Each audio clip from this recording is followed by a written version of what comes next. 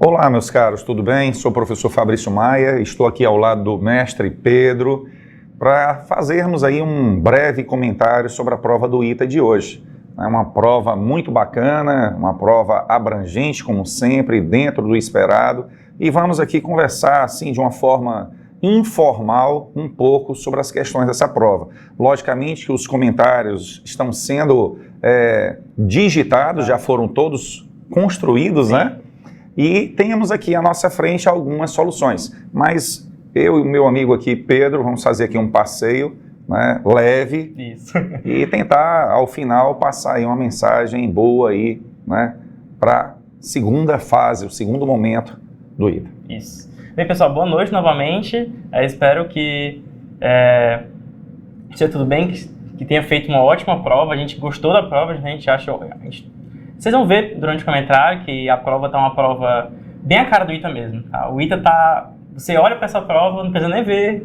ITA lá em cima, você já sabe que essa prova é do ITA. Não significa que ela não surpreendeu, sim, né? Sim, claro. São provas de alto nível, sim, elas sempre surpreendem. São sempre questões boas, bem escolhidas, né? Mas questões muito trabalhadas, né? Então, de modo que os nossos alunos, eles olham e dizem assim... Familiarizados. Estão familiarizados, né? Já vi isso antes com o mestre Júlio, com o mestre Israel, com o mestre Davi, com o mestre Pedro, Marcelão, né? Então, é isso que a gente está querendo dizer. Né? Uma prova, não é uma prova previsível, é uma prova de alto nível, né? Mas como nós trabalhamos todos os conteúdos exaustivamente, então a gente já tem mais ou menos algumas ideias e a gente viu essas questões aí, né? Por exemplo, essa primeira questão, mestre Pedro, 37.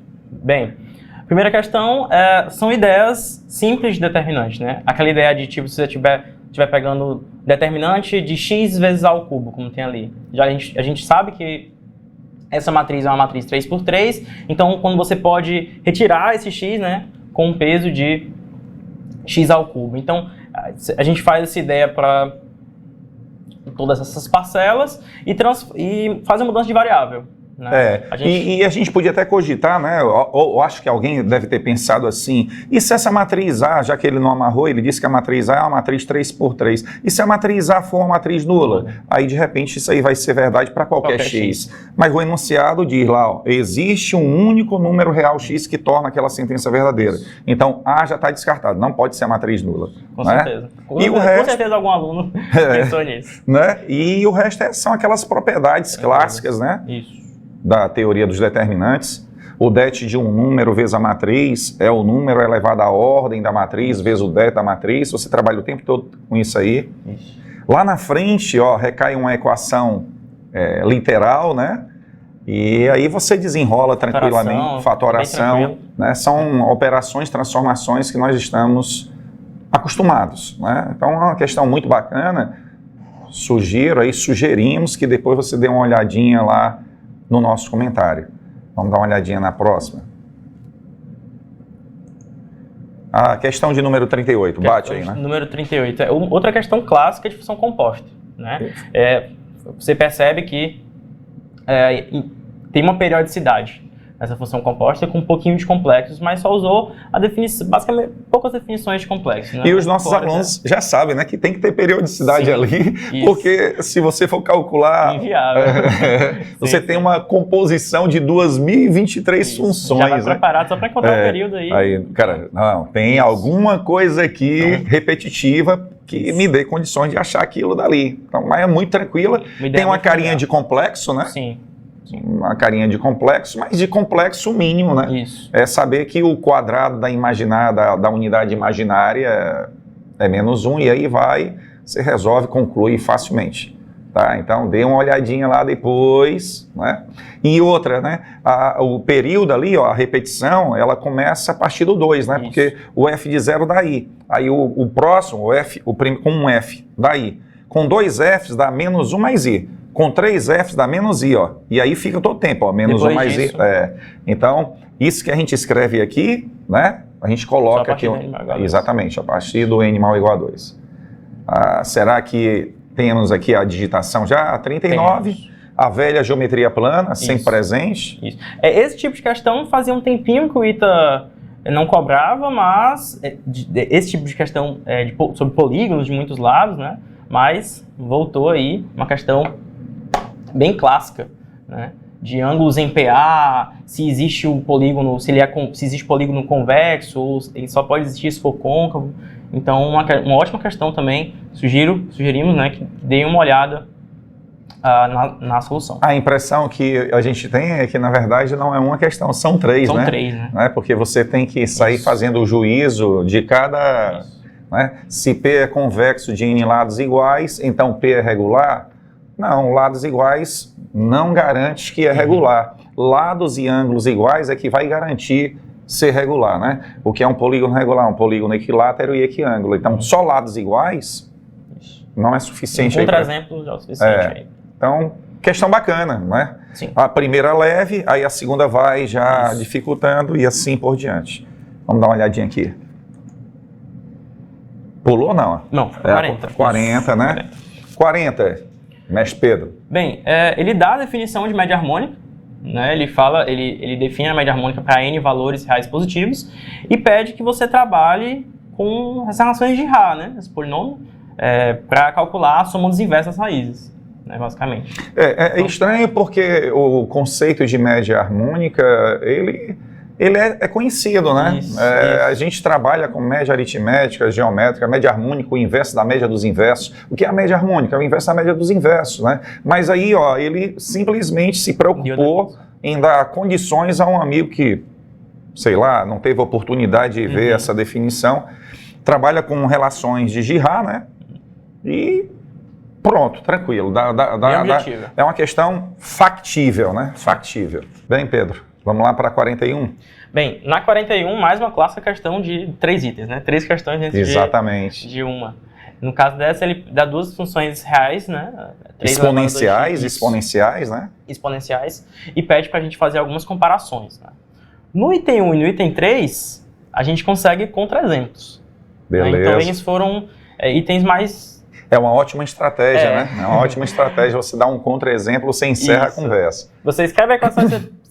Acho que isso não dá certo sempre, aí tenta pensar em o outro é trabalhar um pouco com a ideia de inequação, né? E usamos ali o MA, desigualdade das médias, MA e MG, sempre útil, porque você está trabalhando com números positivos, né? Então você pode recorrer à desigualdade das médias, né? Vamos dar uma olhada no outra. Será que a 42 está aqui? Tá, 42, questão de geometria plana, né? Muito bacana a questão de geometria plana. Eu acho que o colega que tem os conceitos e o triângulo é um triângulo de certa forma ali facilitado com 30 graus. Você pode sair calculando as medidas e chegar, né? Agora interessante aqui a nossa conclusão, né? Essa potência, né, de ordem par, né? Que muitas vezes a gente está resolvendo problema de desigualdade das médias. A gente também pode recorrer a essa ideia, né, de uma potência de ordem par. Né? Você tem aqui um quadrado e aí a partir daí você consegue achar o mínimo. Uma questão muito bacana. Deem uma olhadinha, pessoal, nessas questões que elas foram feitas com muito cuidado, tá? E logicamente não temos nenhuma pretensão que essas soluções sejam as únicas, né? Mesmo porque nós estamos aqui diante de um comentário de uma prova de matemática, né? Matemática, acima de tudo, é liberdade, né, meu amigo? Você tem liberdade para puxar para tudo que é lado. A questão 43, complexo. Questão de complexos, né? De novo, né? De novo, mais uma questão de complexos. Essa é mais de complexos mesmo, né? Trabalhar com relações de Moivre, trabalhar com... Potenciação, né?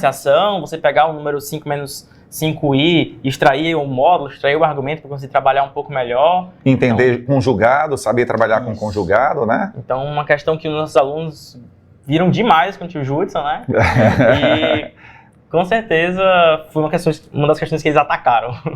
Muito bacana, questão muito bacana.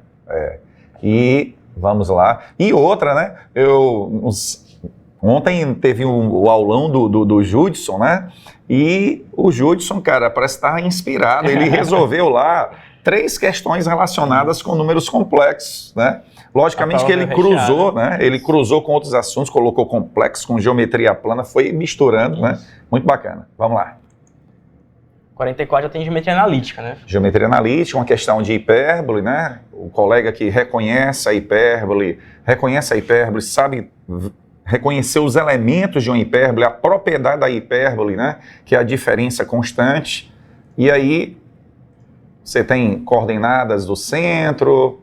É uma questão tranquila, né? Para quem teve uma aula de hipérbole, né? A propriedade, a equação, está familiarizado com a equação da hipérbole, é uma questão tranquila. Né? A 45 a gente está sem um comentário ainda, né? Tá sendo digitado, mas é uma questão bem rica, né? Aquela questão de probabilidade. Questão de probabilidade. Questão muito rica. Tiveram várias soluções aqui. Eu acho que nós deveríamos fazer um suspense em cima dessa questão 45, porque o mestre Israel, ele vem aí com 3 soluções, meus amigos. E não duvido que em sala de aula ele apresente mais outras possibilidades. Né? Soluções bem ricas. Depois vocês dêem uma olhadinha lá, ela está sendo ainda digitada aí. Né? E vocês vão ter acesso a esses comentários. Sim. A 46 é a questão de geometria plana e a geometria espacial, né? Clássica também, né? Clássica, porque é a rotação de um triângulo retângulo em torno da hipotenusa, né? E isso nos dá 2 cones. Você pode calcular os volumes no braço, né? E você também pode usar o teorema de Pappus, né? Teorema de Pappus aí. O velho 2πsd, né, onde o S é a área da região plana lá, da figura plana que vai ser rotacionada, e o D é a distância do centro de gravidade ao eixo de rotação. Fica rapidinho assim.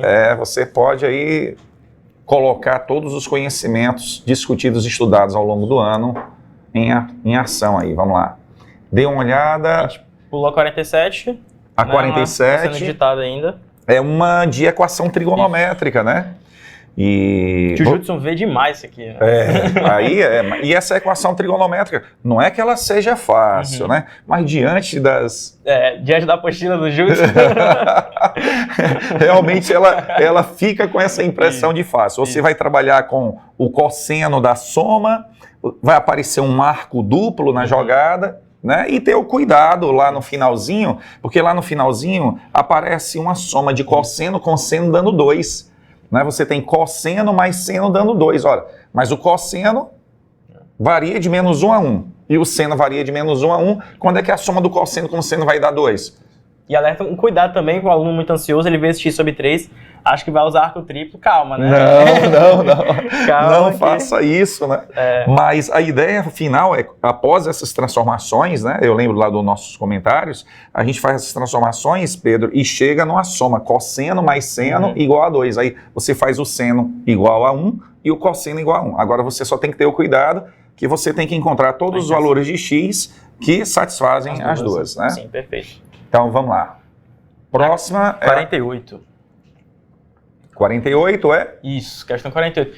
Vista demais pelo pessoal. Galera, vê com o Judson, vê com Israel essa questão, né? Então, é um clássico também. Na apostila. Mas você tem que conhecer, Sim, né? tem que conhecer. E a gente vê o nível, como o nível desse vestibular vem subindo. A gente comentou que anos atrás, um pouco mais de uma década, caiu uma questão como essa e o vestibular deu a dica. No caso, foi o vestibular do IME. E hoje, né, depois de todos esses anos, já cai de forma mais natural. Não é uma questão fácil, é uma questão que você tem que ter a ideia, tem que ter realmente a ideia vista previamente. Cara, tem que estar maceteado. Tem que estar maceteado. Você tem que trabalhar questões assim para você saber, na hora da prova, o que é que deve ser feito. Isso. Né? Fazer no braço, não sei, né? Porque não, é complicado. Você estraga toda a prova numa questão dessa aí, né? Então, vamos lá. E o nosso aluno estava super preparado. Sim, a gente acabou o mestre Judson, o Israel, todos aí trabalham essas questões, porque nos nossos materiais a gente vê com frequência questões assim, né? Várias variações, né? Isso. Né? E aí foi a última? Foi a última. Então, meu amigo, agora as nossas considerações finais, né? Essa foi a nossa prova. Né? Peço a vocês que olhem depois, apreciem lá os nossos comentários, mesmo porque a batalha não acabou. Não acabou. Temos ainda a segunda fase e é bom você maturar essas ideias aí que foram discutidas, apresentadas, escritas, mesmo porque ideias como essas reaparecem. Isso. E ficar atento também a, por exemplo, sistemas. Sistema foi um assunto que não caiu na primeira fase, mas pode vir forte na segunda fase. Sistema, logaritmos sistemas também. Lineares, Sistemas né? lineares. logaritmo, então pode vir bem forte agora na segunda fase. Logaritmo, matriz, embora tenha Isso. caído ali, né? Mas matriz, sistema mesmo. Matriz Sistema pode pode reaparecer. Geometria analítica, cobrar hipérbole. Geometria, como um todo, foi 30% da prova, né? 33% da prova, porque foram 4 questões ali. Muita geometria, Muita né? geometria, então Muita geometria. pode manter esse padrão aí para a segunda fase. O ITA gosta de geometria. Cobraram PA-PG, né? Cobraram PA-PG, sequências. A questão né? de geometria. Então, muitos desses assuntos vão ser cobrados novamente, né? Só que agora, numa prova aberta. Né? E nessa fase, Pedro, é importante, né, eles assistirem às aulas com muito cuidado, com um novo olhar, porque agora não é marcar um item, agora é expor o que você pensa. Né? E na hora de expor o que você pensa, você tem que ter cuidado como você escreve as questões. Conhecimentos, não tenham dúvida, todos têm, mas é importante o cuidado, o zelo na hora de escrever essas soluções. Afinal, o corretor não é decifrador de hieróglifo, né? Já pensou? Você o cara... Tem que provar para ele que você sabe. É bom que ele entenda o que você está querendo dizer. E é bom que você mexa em todas as questões, porque algum conhecimento relacionado você deve ter. E toda pontuação é sempre bem-vinda. Pontuação parcial, né? Então, sempre não bem-vinda. é que nem na fechada, né? É sempre bem-vinda. Então, sucesso aí a todos. Boa sorte aí para a segunda fase. E estamos juntos, né? Continuamos juntos. Valeu.